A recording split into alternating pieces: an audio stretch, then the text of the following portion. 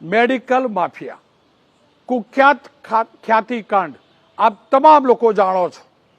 એ November મહિનો જ્યાં ખ્યાતિ હોસ્પિટલ વાળાએ સરકારી યોજનાનો દુરુપયોગ કરી અનેકનું શરીર ચીર્યું, અનેકના હૃદયની અંદર બિનજરૂરી વાલ ઘુસાડ્યા, જેના કારણે કડી તાલુકાના 2 લોકોના જીવ ગયા અને અનેક લોકોના જીવ જોખમમાં મુકાયા। તપાસ યથાવત રહી અને તપાસ યથાવત બાદ આજે કાર્તિક પટેલ પકડાયો છે। આપ જોતા હશો ટેલિવિઝન સ્ક્રીન ઉપર કાન બુટ્ટી પકડીને બેઠેલો આ કાર્તિક પટેલ, આ એનો તમાશો છે। આ મિસગાઈડ કરે છે। એને પકડેલા કાન નહીં, એ અંગૂઠા પકડે ને તો પણ ભૂલથી પણ એની કોઈ આભામાં ના આવતા, કારણ કે તપાસમાં સામે આવ્યું છે આજે પકડાયો છે। 65 દિવસ બાદ આ મેડિકલ માફિયા પકડાયો છે।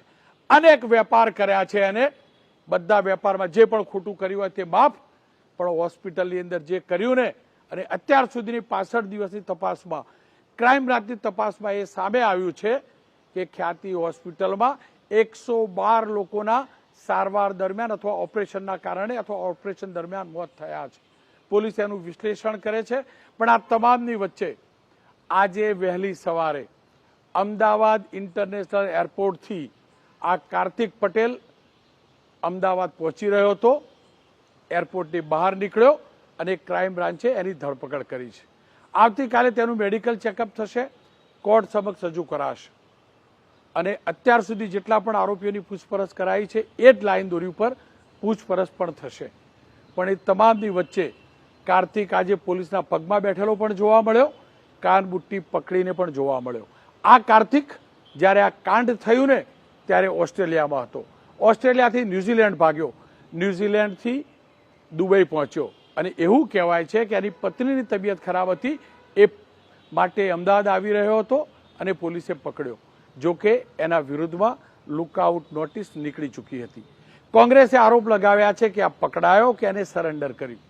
કોંગ્રેસના સવાલ સમજી શકાય તેવા એટલે છે કે આ નાલાયક નફ્ફટને અનેક લોકોએ અત્યાર સુધી બચાવ્યો છે। આ નફ્ફટે આખું નેટવર્ક જે બનાવ્યું હતું ને, એ પૈકીના જે અપસ્ટ્રીમના જે અધિકારીઓ છે એમના વિરુદ્ધ હજી સુધી કાર્યવાહી નથી થઈ। આ રિયાલિટી છે। સસ્પેન્ડની બધી વાર્તાઓ થઈ છે, એક પણ નાલાયક નફ્ફટ કે જેને લોકોના જીવ લેવાવાળા નેટવર્કની અંદર સામેલ થયો અને મારા દેશના પ્રધાનમંત્રીએ શરૂ કરેલી સૌથી આદર્શ ગરીબો માટેની યોજનાનો દુરુપયોગ કર્યો ને, એ દુરુપયોગની અંદર આ કાર્તિકને સાથ આપનાર લોકોનો હજી પર્દાફાશ નથી થયો। રાજપૂત નામનો એનો જે મેનેજર કે જે સીઈઓ હતો એ છેલ્લે પકડાયો અને હવે કાર્તિક પકડાયો છે। 65 દિવસ વીતી ગયા છે। 65 દિવસ વીતી ગયા છે। પણ મારો સવાલ એ છે, અને હું આ અનુભવના આધારે સવાલ કરું છું, અનુભવના આધારે દાદાની સરકારને પણ હાથ જોડીને વિનંતી કરું છું, આ ગુજરાતના દીકરા તરીકે એક સારી યોજનાનો આ વ્યક્તિએ નરાધમે સત્યાનાશ વાળ્યો છે। 112 લોકોના એના મેડિકલના નામે, કોર્પોરેટ હોસ્પિટલના નામે, મલ્ટી સ્પેશિયાલિટી હોસ્પિટલના નામે મની સ્પેશિયાલિટી કરી જે કસાઈખાનું શરૂ કર્યું હતું ને એમાં જીવ ગયા છે અને એનું નિમિત્ત પણ એ બન્યો છે રૂપિયા કમાવાની લાયમાં। ત્યારે આ મેડિકલ માફિયાને કોઈ બચાવી ન જાય ને તે માટે ચર્ચા કરવી જરૂરી છે। એક પણ એવી એને ફેસિલિટી પોલીસ સ્ટેશનમાં પણ ન મળવી જોઈએ અને જ્યારે પણ રિમાન્ડ પૂરા થયા બાદ જ્યુડિશિયલ કસ્ટડીમાં જાય, જેલની અંદર પણ કોઈ સેટિંગ એનું ન થવું જોઈએ। એક સામાન્ય કેદીને જે થાય છે ને એ જ પ્રકારની ટ્રીટમેન્ટ એને મળવી જોઈએ, જે અત્યાર સુધી અનેક વાર સામે આવે છે કે વીવીઆઈપી ટ્રીટમેન્ટ આ લોકો લેતા હોય છે અને પડદા પાછળ કેટલાય દલાલો જાગૃત પણ થઈ ગયા છે અને લોબિંગ પણ કરવા લાગ્યા હશે અને એ લોબિંગ કરનાર દલાલોને સતર્ક કરવા માટે, ચેતવણી આપવા માટે કે ભૂલથી પણ આમાં પડ્યા ને તો સ્વર્ગ નરક તો હું નથી જાણતો, પણ અહીંયા જ મારું ગુજરાત એમની સ્થિતિ નરક જેવી કરી દેશે, નરક જેવી કરી દેશે અને એમને જ ચેતવણી આપવા, કોઈ પણ આ નરાધમને બચાવવા આગળ ના આવે ને એને જ ચેતવણી આપવા માટે હું આજે આ કાર્યક્રમ કરી રહ્યો છું। ડૉક્ટર શ્રદ્ધાબેન રાજપૂત ભારતીય જનતા પક્ષના નેતા છે, doctor Yogesh Gupta senior physician છે, ડૉક્ટર હેમાંગ વસાવડા કોંગ્રેસના નેતા છે। ગુપ્તા સાહેબ, આપનાથી જ વાતની શરૂઆત કરવા માંગીશ, કારણ કે પહેલા દિવસથી આપ જોડાયેલા રહ્યા છો। હું કોઈ પોલિટિકલ ડાયલોગબાજી જે ચમરબંધી બમરબંધી વાળી વાર્તાઓમાં નથી આવવા માંગતો.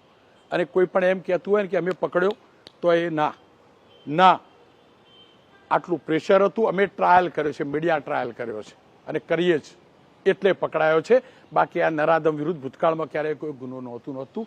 અનેક ફરિયાદો આવી હતી. આપની પાસેથી મારે એ જ જાણવું છે કયા પ્રકારનો ટ્રાયલ ચાલવો જોઈએ આના વિરુદ્ધ, અને સાથે જ એની સાથે જે મેડિકલ વિભાગના, સરકારના આરોગ્ય વિભાગના જે લોકો જોડાયેલા હશે એમના વિરુદ્ધ કેવી કાર્યવાહી થવી જોઈએ. તમને ભરોસો છે કે સામાન્ય નાગરિકને આપણે જોઈએ છે ને રિકન્સ્ટ્રક્શનના નામે પેલા લંગડાતા પગે એવું જોવાનો આપણને અવસર મળશે?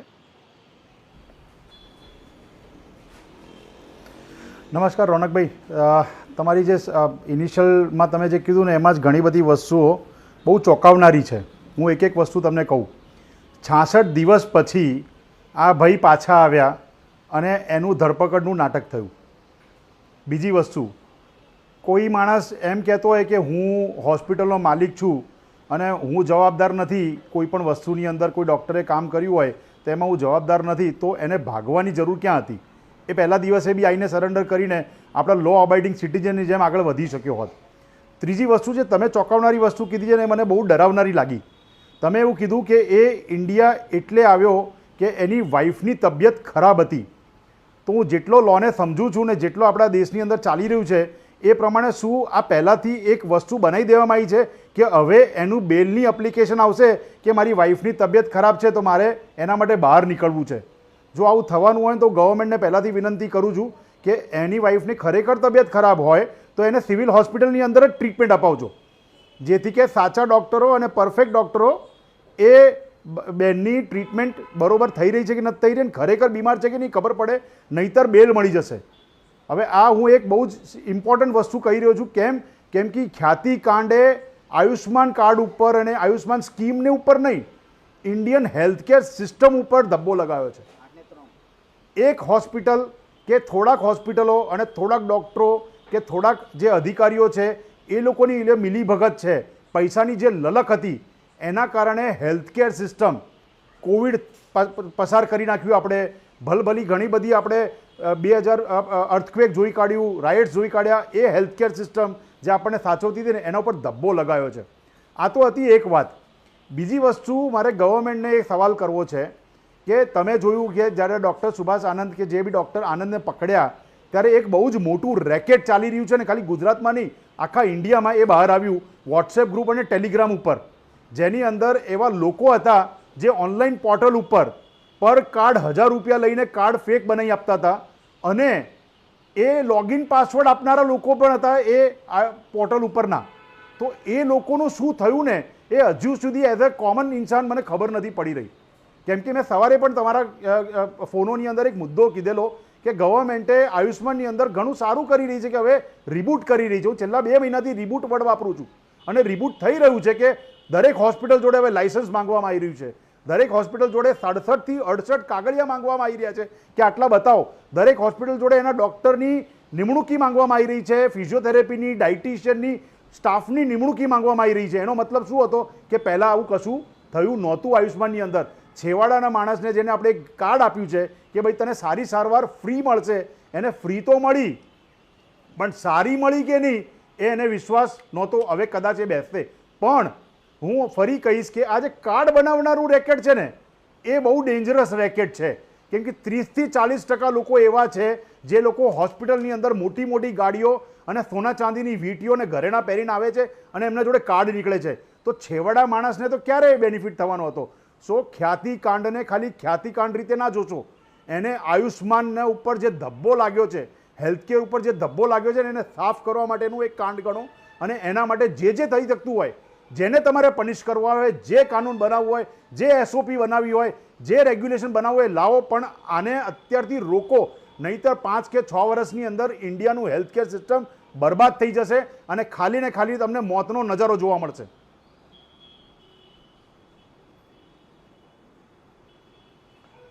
ડૉક્ટર સાહેબ આપ જોડાયેલા રહેજો. ડૉક્ટર હેમાંગ વસાવડા મારી સાથે જોડાયા છે. હેમાંગભાઈ, એકદમ પવિત્ર ભાવથી આ કાર્યક્રમ કરું છું પૂર્ણતઃ રીતે, અને મારી થીમ પણ આ જ છે કે આ નફટ ના બચી જાય, એને બચાવનારો કોઈ આગળ ના આવે અને સાથે જ જ્યાં સિસ્ટમ સાથે જોડાયેલા જે લોકો છે એ પણ પકડાય, એમના વિરુદ્ધ પણ કાર્યવાહી થાય. એટલું જ નહીં ડૉક્ટર સાહેબ, એ પણ હકીકત છે સૂકા ભેગું લીલું પણ બળ્યું છે. હોસ્પિટલોમાં જેન્યુન જે દર્દી આવે છે હેરાન પણ થાય છે ને, કેમ કે આ સિસ્ટમ બની નહોતી એટલે થાય છે. તમને કેટલો ભરોસો છે આ કૌશિકને એના કરતું? જો અદાલત ઉપર પૂરો ભરોસો છે, હતો ને રહેશે, પણ અદાલતની સામે જ્યારે કેસ રજૂ કરવામાં આવે છે, ચાર્જ ફ્રેમ કરવામાં આવે છે, ચાર્જશીટ રજૂ કરવામાં આવે છે, ગ્રાઉન્ડ મૂકવામાં આવે છે, એના ઉપરથી સજા થાય છે, સબૂત મુકાય છે, એના ઉપરથી સજા થાય છે.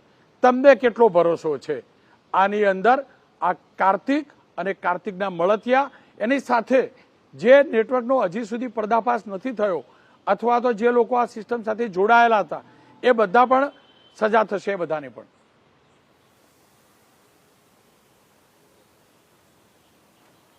ડોક્ટર યોગેશભાઈએ લગભગ વિસ્તૃત વાત કરી દીધી.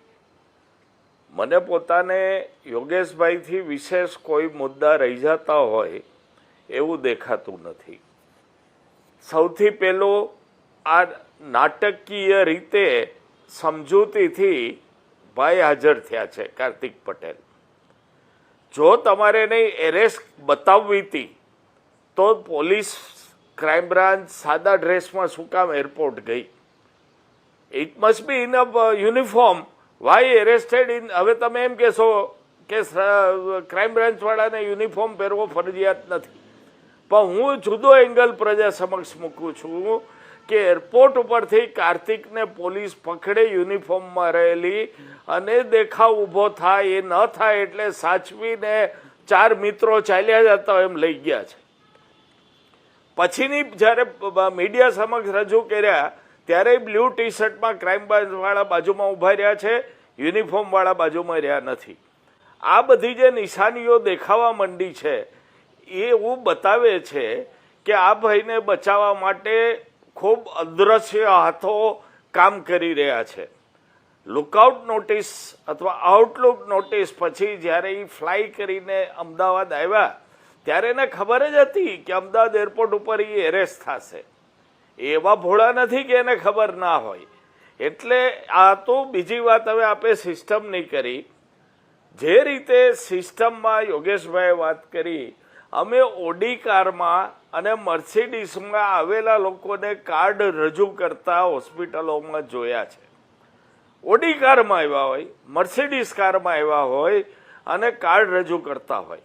એટલે ક્યાંક સરકારની મિલીભગત, સરકાર એટલે જે બધા અધિકારીઓ છે, બીજું આઉટસોર્સિંગ, પીએમજે યોજનાના કાર્ડ આઉટસોર્સિંગથી થાય, સરકાર તો કાઢતી નથી.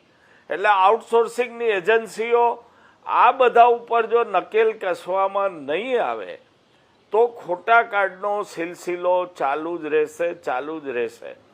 અને ભયસ્થાન એવું છે કે વધારે પડતું જો આ બાબતમાં સ્ટ્રિક્ટ થાવ તો જેમ આપે કીધું એમ સૂકા ભેગું થોડું લીલું બળે. પણ લીલું ન બળે એને માટે રિફોર્મેશન કરીને સરકારે કડક થવાની જરૂર છે.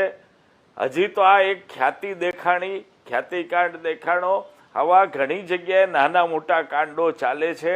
આપના શોમાં પણ મેં વારંવાર કીધું છે કે આ રોગમાં ખોટા ઓપરેશનો થાય છે અથવા ન કરવા જેવા ઓપરેશનો થાય છે.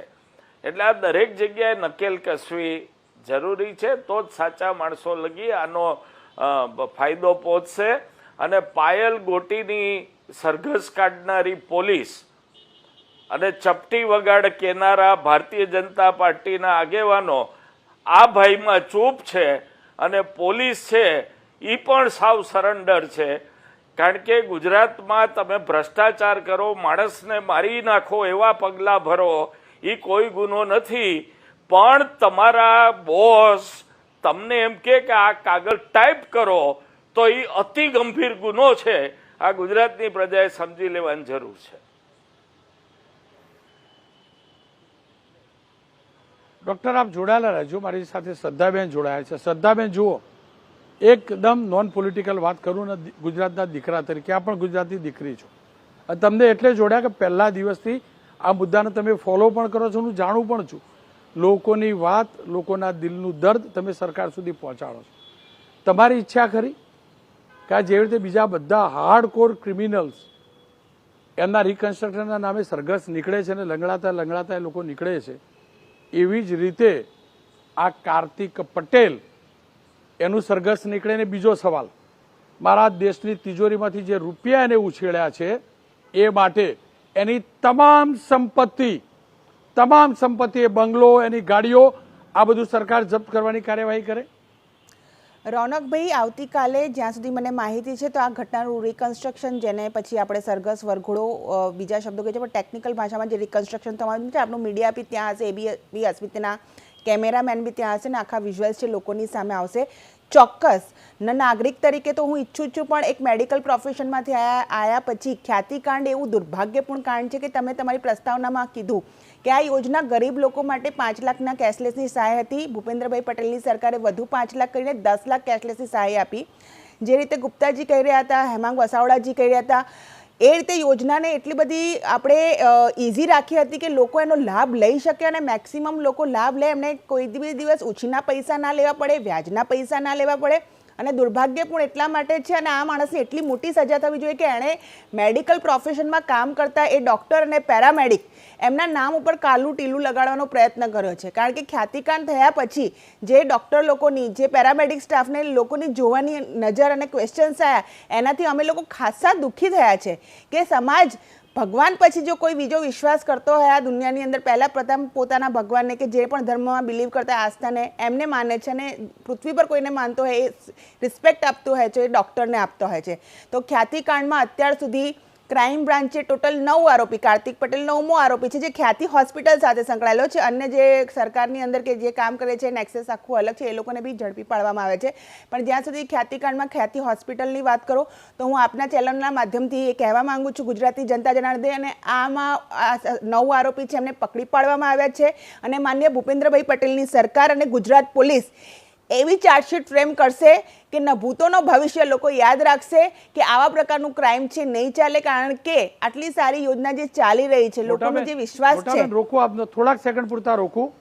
મોટાબેન, આ 9 ખરા ને, એમાં પીએમજેવાય જે યોજનાના જે સાહેબો છે ને, રાતોરાત બિલ મંજૂર કરવાવાળા, રાતોરાત એપ્રુવલ વાળા, એક પણ આરોપીમાં નથી. એ ક્યારે જેલ ભેગા થશે અને નથી કરતા એનો મતલબ આપણે કોઈ તો છે કોઈને આચરવા એક ડોક્ટર, એક સેકન્ડ રોનકભાઈ આપને માહિતી આપી દઉં. 9 છે ખ્યાતિ હોસ્પિટલ સાથે સંકળાયેલ છે. ગવર્મેન્ટ સાથે સંકળાયેલા એક ડૉક્ટરની અત્યારે જામીન થઈ નથી, હું નામ નથી લેતી એમનું, બરોબર છે. જેલના સળિયાની પાછળ છે, એમની જામીન અરજી પણ ફગાવી દેવામાં આવી છે. બીજો જે છોકરો હતો એને પણ સસ્પેન્ડ કરવામાં છે, એને બી જે પકડી પાડવામાં આવ્યો છે. કેમ ના લેવાય? ચોરનું નામ તો લેવું જ જોઈએ જાહેર. નહીં છે જ બધાની વચ્ચે ડિપાર્ટમેન્ટના ઓફિસર છે અને હવે એમને સસ્પેન્ડ કરવામાં આવ્યા છે ને જેલના સળિયાની પાછળ જ છે. પણ ખ્યાતિકાંડ સાથે સંકળાયેલા 9 લોકોના નામ જે છે, જેમાં ચિરાગ રાજપૂતથી લઈને ડૉક્ટર વજરાણીથી લઈને મુખ્ય આરોપી જે છે કાર્તિક પટેલ છે, કોઠારી છે, રાજશ્રી કોઠારી, એ બધા છે ને હું એવું માનું છું કે આ લોકોને કડકમાં કડક સજા થવી જોઈએ ને. માન્ય ભૂપેન્દ્રભાઈની પટેલની સરકાર કોઈને છોડવાની નથી. પછી હમણાં કોંગ્રેસ કે વિપક્ષ કોઈ પણ આક્ષેપ કરે કે નાની માછલીઓ આવી જશે ને મગરમચ્છ છૂટી જશે, તો મગરમચ્છને પણ છોડવામાં નહીં આવે. એ નાની માછલી હશે, મોટી માછલી હશે, મગરમચ્છ હશે, જે કોઈ હશે. કારણ કે આ ઘટના જે છે એણે ગુજરાતની અંદર જ્યારે આટલી સારી યોજના, મગરમચ્છ સામે ચાલીને આવ્યો કે આપણે ઝાડથી ફસાયો? આ મગરમચ્છ જે કહો છો એ સામે ચાલીને આવ્યો કે પછી આપણે પકડ્યો છે આપણે? રોનકભાઈ, હું તમને કહી દઉં છું, અને તમારા જેટલા પણ સૂત્રો હોય રોનકભાઈ, એ બધા પાસેથી માહિતી મેળવી લેજો. ગુજરાતની પોલીસે, ક્રાઇમ બ્રાન્ચે કાર્તિક પટેલને પકડ્યો છે. એ સામે ચાલીને એને સરેન્ડર નથી કર્યું. અને રોનકભાઈ, હું તમને ઓપનલી કહું છું, તમે તમારા બધા જ સોર્સિસ લગાડી દેજો. એણે વિઝા માટે અપ્લાય કર્યું છે, લુકઆઉટ નોટિસ જે પણ કર્યું છે, પણ ક્રાઇમ બ્રાન્ચે એને દબોચ્યો છે. આને ક્યાંય છોડવામાં નથી આવ્યો. કોઈ ભારતીય જનતા પાર્ટીના સંગઠનના પદાધિકારી, માનનીય મુખ્યમંત્રી શ્રી, કોઈ પણ એને બચાવવામાં, કોઈ પણ અમારો જે અધિકારી છે કે અમારી પાર્ટી છે, ક્યાંય નથી. અને આને પકડવામાં આવ્યો છે કાર્તિક પટેલને. એ તમે ક્યાંયથી બી ક્રોસ ચેક કરાવી લેજો. હું એબીપી અસ્મિતાના માધ્યમથી કહી લઉં છું આપને.